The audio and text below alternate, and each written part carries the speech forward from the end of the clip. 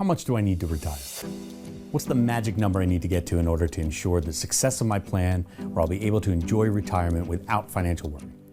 While these are important questions, there's actually more to it than just the numbers.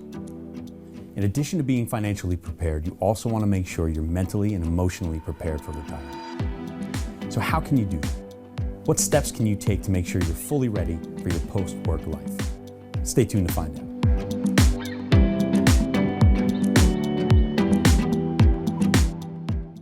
Welcome back. I'm Chris Briscoe, Director of Financial Planning, and joining me today are wealth advisor and fellow financial planner Jim Jacobson, Kelly Reagan. Thank you both for being here. Thanks for having us. You're welcome. We're talking about financial planning, and let's focus on retirement planning. When we're going through that plan with a client, there's a lot of time spent on the financial aspect, right? Gathering statements, investments, seeing how they're allocated. We're looking at Social Security. Is there a pension? Do they have any outstanding liabilities? And last but not least, the budget, focusing on expenses and income, where every dollar's coming in and we want to know where every dollar's going. And that's super important in the plan. And I don't want to discount the need for accurate numbers when we're doing this.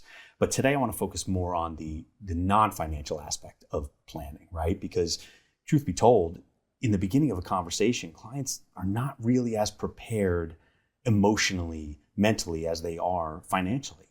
The first question I usually get asked when we're really getting into financial planning is, do I have enough to retire? How do you both answer that question when you're asked that in the beginning of a conversation? Chip?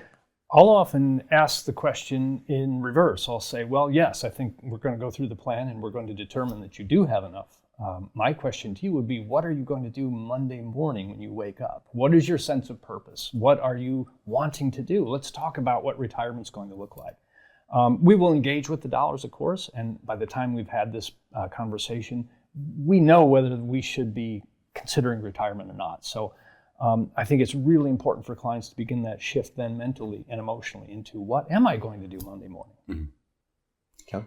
Yeah, I get that question a lot as well, too. I think to Jim's point, right, a lot of people focus on the numbers, but the numbers can be relative as well, too, right? It does depend on your goals and what you want to do in retirement. So if someone, wants to travel the world and hit their bucket list, destinations versus renting down the shore for a week, or helping grandkids with college versus, they don't have any intentions to leave behind a nest egg, that really can determine how much financially they do need to retire if they have these goals. But as well as to Jim's point, right, you need to start thinking about the mental and emotional aspect as well. Yeah.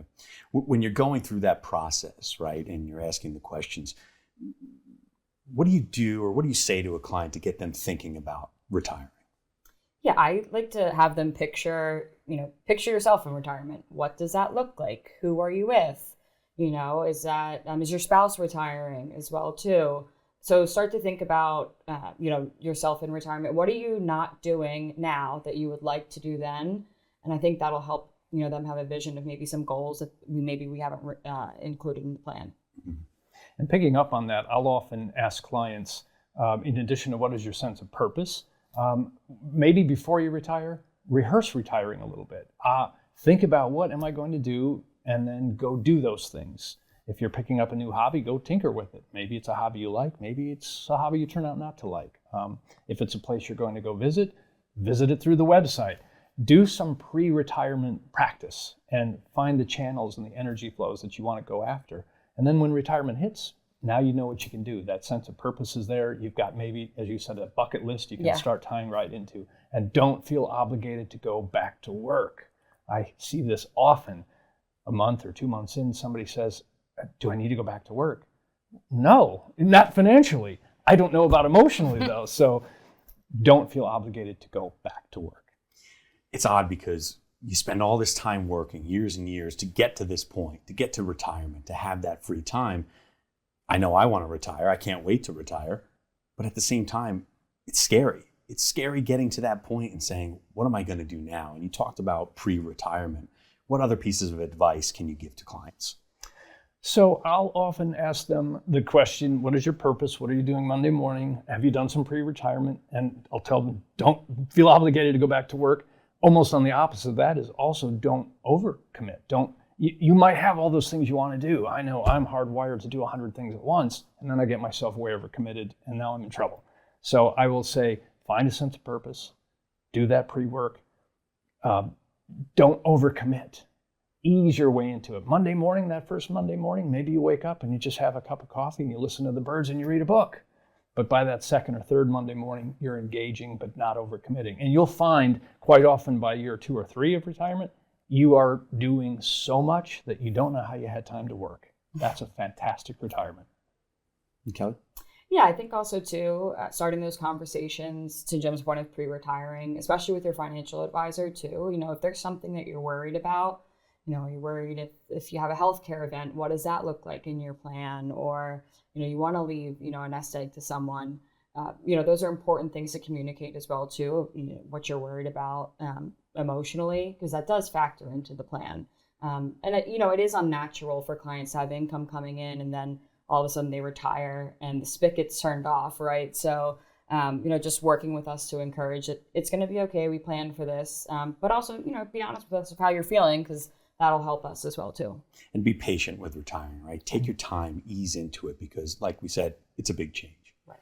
Great insight, Jim, Kelly. Thank you so much for being here today. And to you, the viewer, thanks for watching. Remember, numbers are important. The more accurate the information you give, the more accurate the results of your plan. So you want to make sure the financials are correct, but don't forget about the non-financial side of the plan. Making sure you're mentally and emotionally prepared for the next stage of your life is just as important as being financially ready. If you have questions about your own retirement or concerns beyond the dollars and cents, please don't hesitate to reach out. Visit our website, meetgirard.com, where you'll find contact information for Jim, Kelly, myself, and the rest of the team. As always, thanks for watching, and we're here to help you in any way we can. Take care.